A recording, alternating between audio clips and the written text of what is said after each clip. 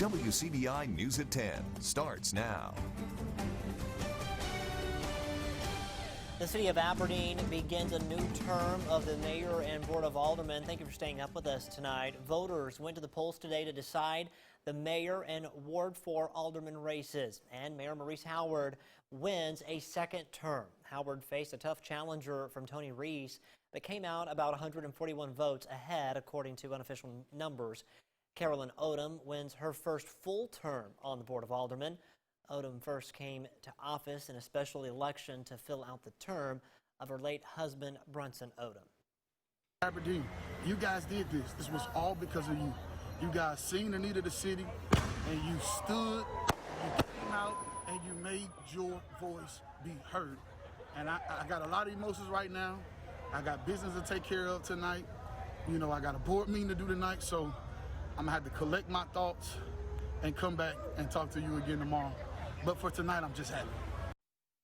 Even have firecrackers going out there. All right, the mayor and the board were sworn in tonight after the election results came in. The Columbus City Council votes unanimously to adopt a resolution requiring folks to wear a face covering in public. Now, this can be a cloth mask or a plastic face shield. It's expected to take effect this upcoming Thursday. Council members expressed a lot of concern on the rising numbers of COVID-19, saying that it was a serious issue here. Health professionals encouraged the council to require face masks in public. This would require people who go into any restaurant, retail store, or city-owned building to wear a mask. Businesses are also encouraged to post signs. City leaders say that police can and will issue citations if they have to. The city of Starkville also joining this trend on a 6-1 vote. The Starkville Board of Aldermen reinstated requirements that masks or face coverings will be worn in all businesses that are open to the public and when social distancing isn't possible. This comes just one day after Oktibbeha County supervisors passed a similar measure for businesses and buildings outside of the city limits. Ward 1 Alderman Ben Carver was the lone no vote. We're learning more about a COVID outbreak at the Capitol. Lieutenant Governor Delbert Hosemann tested positive today. That means both of our top two legislative leaders have the virus. So far, we're told there are 8 confirmed and 11 suspected cases linked to the outbreak. But as Cordy Ann Jackson explains, lawmakers are looking back, saying more could have been done. Talk of COVID-19 was intermingled with discussions of the budget, state flag, and other issues at the Capitol in the final days of the session. Representative Earl Banks says he was on edge about it before the news of multiple cases broke. We had several discussions of the fact that there is coronavirus in this chamber. It has not been exposed yet, but it's here. It's going to come up, and when it does, it's going to strike with a vengeance. Basically, it was like a free fall in the House chamber as far as I'm concerned. Senator Joey Fillingane notes that strict guidelines were in place initially, but it was difficult as it was time for floor debates especially. They're scanning everyone's forehead for temperature increases and things of that nature. But really beyond that, there were very little mandatory precautions. I mean, we were encouraged to wear a mask. Some did, some didn't. I did at times, and at other times I didn't. Fillingane says they knew the risk, but were trying to do the work they were elected to complete. When you get that many people into a confined space, it becomes a real petri dish of germs and viruses that we're all sort of exposed to, unfortunately. Representative Jeremy Anderson says it's a risky lesson learned. My hope is that even outside of the situation we're in, that the general public will see this as an opportunity to learn that this thing is real, and what we're seeing in the Capitol could happen within our communities very fast. He's also hopeful it will spark a change with statewide guidelines. This is day 2. I'm tracking the days. This is day 2 of my ask for the governor. My office will be sending the governor a letter, an official letter, asking for him to consider a mask mandate. Courtney Ann Jackson, WCBI News. 270 people were tested Monday at the state capitol, including lawmakers and staff. They're waiting on those results. President Trump said he wants schools open in the fall and that local officials who keep them closed are only doing it for political reasons. This as the nation's top infectious disease expert pushes back on the president's claim of progress in the fight against the pandemic. CBS's Ben Tracy has the latest. President Trump says when it comes to coronavirus, things are actually getting better. Deaths are way down from this horrible China virus. He claims that despite the rising number of cases, we have the lowest mortality rate in the world. But we actually have the 7th highest death rate of the 20 most affected countries, according to Johns Hopkins University. Dr. Anthony Fauci says while the death rate has dropped, President Trump's argument, which he has made repeatedly in recent weeks, is not a good one. It's a false narrative to take comfort in a lower rate of death. There's so many other things that are very dangerous and bad about this virus. Don't get yourself into false complacency. At the White House today, President Trump left no doubt he will demand schools reopen nationwide this fall. We're very much going to put pressure on governors and everybody else to open the schools. We're not closing, we'll never close. That's causing concern among some national education leaders. I dare him to sit at the back of that classroom and breathe the air of those little kids and sit there for 7 hours a day, 5 days a week, and then take whatever they sneezed all over him back home. We have to do this right, or people are going to die. President Trump is also under fire from his estranged niece, Mary Trump. In her scathing new book, published by Simon & Schuster, a division of Viacom-CBS, she describes a man with sociopathic tendencies and claims he cheated on his college entrance exam. Now, the Trump family had tried to block publication of this book, and the White House is pushing back, calling it a book of falsehoods. Ben Tracy, CBS News, the White House. More rain and storms in the region today. Let's check out and see what's happening out there. Earlier, though, we had some nice sunsets in some locales, some bubbling clouds there in Louisville, Mississippi earlier today.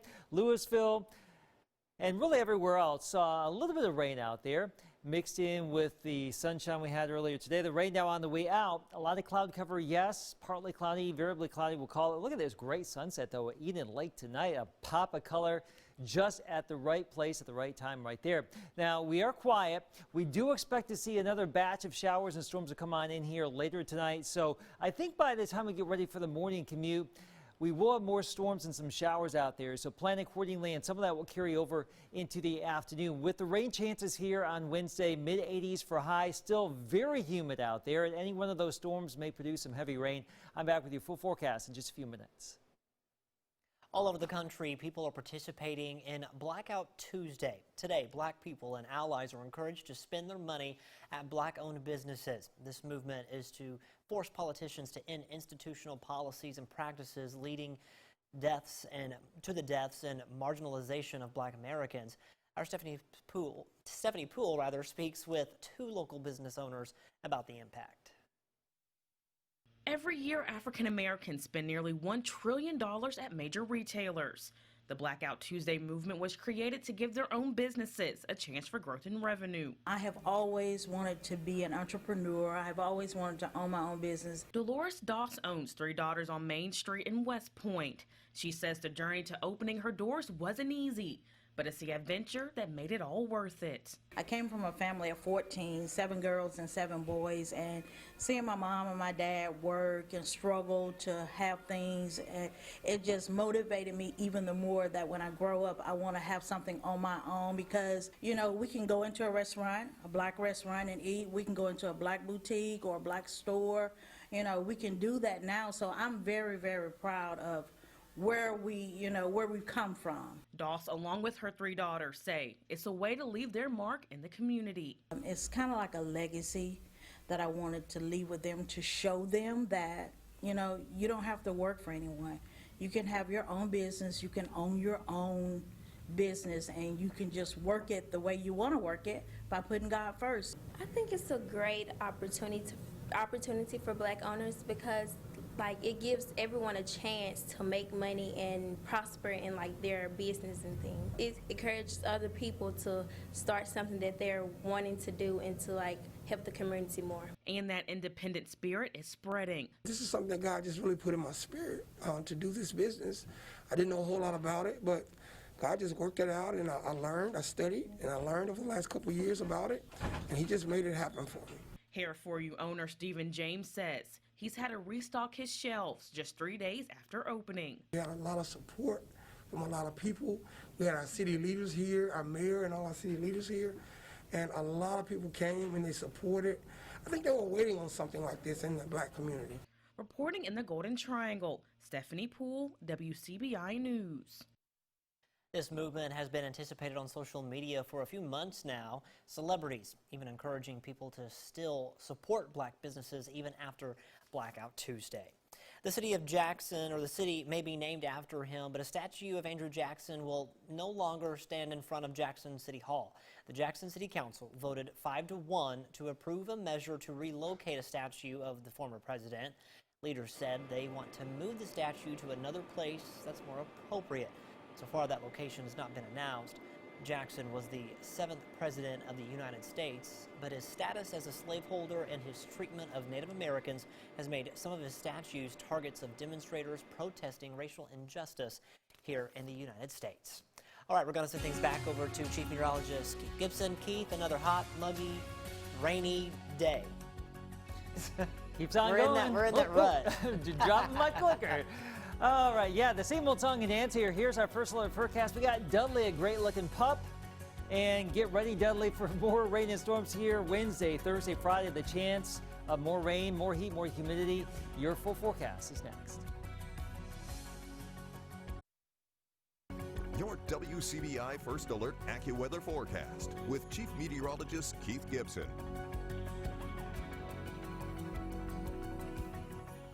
More showers, more storms in the region and really across the lower 48. It is summer, of course. We have numerous storms, it seems like everywhere. 7 lightning fatalities now in the lower 48. We just had 2 recent ones up in Pennsylvania. None yet in Mississippi and Alabama. Great news here, even with all of that thunder and lightning we have out there. If you can hear thunder, in theory, you could be struck by lightning. And over the last 10 years, the last decade, the average number of fatalities each year, about 26 here in the United States, and right now we are at 7. So just be aware with these storms as they move on through. We have lightning, we have thunder, also heavy rain over the last 7 days. Look at some of these totals. I got a viewer report just south of Louisville reporting about 14 inches of rain over the last week, and that's really where one of the bullseyes has been. Winston County, we've had several flash flood warnings there over the last week. Also from Aberdeen back towards Pontotoc, a nice little stripe of very heavy rainfall. Some spots probably over 10. And up here in Tishomingo and Alcorn counties in northern Mississippi, also some heavy rain. So the chance will continue for some rain if you've missed out. Well, guess what? We have more in the forecast here, especially tomorrow, and then through the weekend, lower amounts as we get into next week. So let's just see what we have going on right now. Not a lot, thankfully. We've had a lot of the rain shift off to the east. A lot of the times this time of year, the storms pulse down during the evening, and it's usually pretty quiet during the overnight hours, but there's another little batch of activity here in southeastern Arkansas, and that tells us there's a little disturbance back to the west, and that's coming our way. So we're going to keep the opportunity for a shower or storm in the forecast later on tonight. Again, right now pretty quiet. Lows in the low 70s, but by the time we wake up, I think we'll have more storms and showers around, and we'll just carry that opportunity through the day into the afternoon, and early evening highs will be somewhere in the 80s here. 86 Columbus and Calhoun City for you, and Tupelo about 87, 85 in Eupora, 86 Starkville, 85 in Vernon. So we're watching that little disturbance back to the west, and that will come our way later on tonight. So I think we'll have a pretty good chance for at least some morning showers and storms. Some of that will carry over into the afternoon. What happens in the morning will often determine what happens later on in the day. So we'll just see how it all plays out. More showers and storms possible Thursday. We may start to see some clusters of storms come down from the northwest starting Friday. That could carry over through the weekend as a northwest flow pattern sets up. A big area of high pressure back west, and the upper level wind will come on down from the northwest and out across the high plains right now. They're getting slammed with complex of storm after complex of storm, and some of those could come on down here later on in the weekend. So we will carry over the chance for some showers and storms here through your weekend. Highs will be a little bit warmer Saturday and Sunday, low 90s. The heat index here at times here could be well over 100, maybe over 105. So pick your poison here. Hazy, hot, humid, scattered storms. There's a road closing to warn Lowndes County drivers about. Wolf Road will be closed from Cherokee Road to just south of Wright Road. This starts tomorrow. The Lowndes County Road Department says a box culvert will be replaced there. It'll take about 3 months to complete the work. Drivers should find an alternate route. Chickasaw County officials encourage residents to fill out the census forms. Millions of dollars in federal grants are at stake. We'll have that story coming up on WCBI News. You're watching WCBI News at 10 with Scott Martin.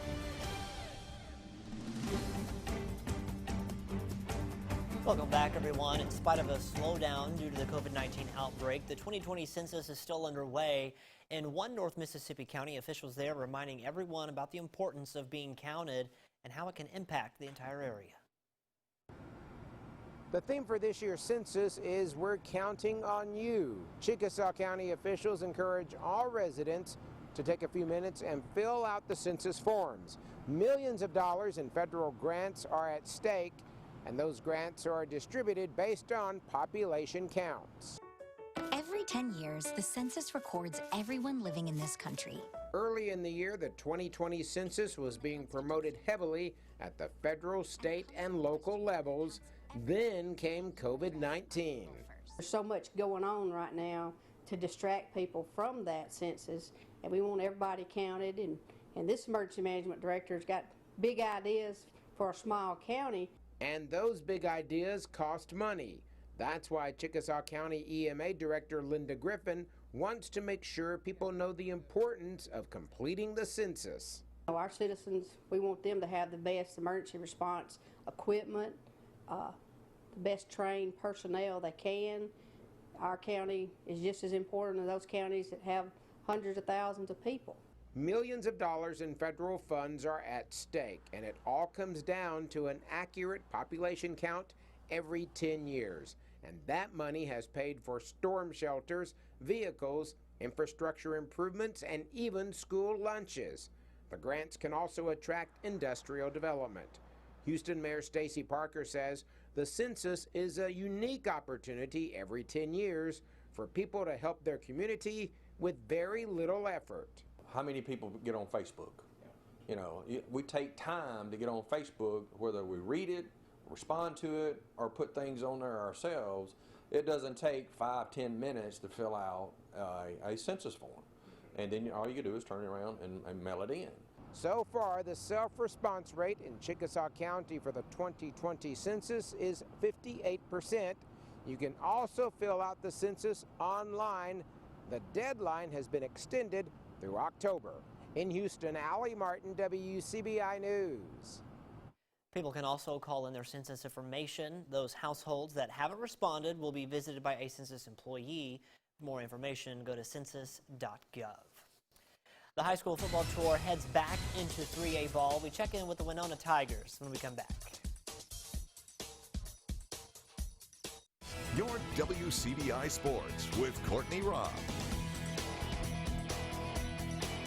The man responsible for overseeing Alabama football's offense is currently in recovery, according to Alabama Athletics. In a statement from the Crimson Tide Athletic Department, offensive coordinator Steve Sarkisian received heart surgery just last week on July 2nd. The procedure was to correct a congenital cardiovascular anomaly that was found in an annual physical required for the coaching staff. Alabama Athletics says Sarkisian is home in Tuscaloosa and is expected to make a full recovery. The high school football tour continues as we go back into 3A to preview the Winona Tigers. Coming off an 8-4 record, the Tigers look to reload after experiencing some key departures. The Tigers are stop number 16 on the high school football tour. WCBI Sports 2020 High School Football Tour is brought to you by Itawamba Community College, Cannon Ford of Starkville, Monroe County Farm Bureau, Max South Broadband, and the Bank of Vernon.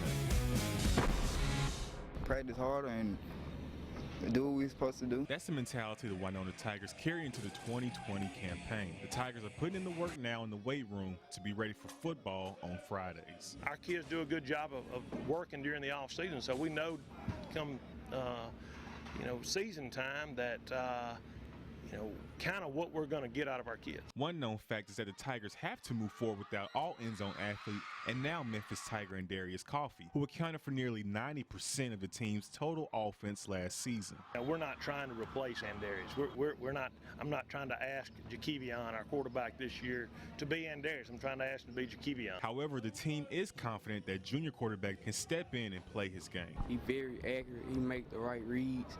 He might not be a good runner like Andarius, but I feel like he can fill the quarterback spot real well. With the infusion of young talent on this team, both coaches and players are excited about the heights this team can reach. Most of our skill guys are back, and we're excited. I'll tell you, we're excited about it. Our kids have been working hard, and we're kind of ready to what's going to take place. It's fun. Like, so many weapons everywhere. Even though Winona has new weapons and lost key players, the same standards hold true. Expectations are always going to be the same here in Winona, I promise you. They work in and out every day. They work hard for it, and we're going to work hard for them. The Tigers start the season on the road against Eupora August 21st. Reporting in Winona on the high school football tour, Chris Bolton, WCBI Sports.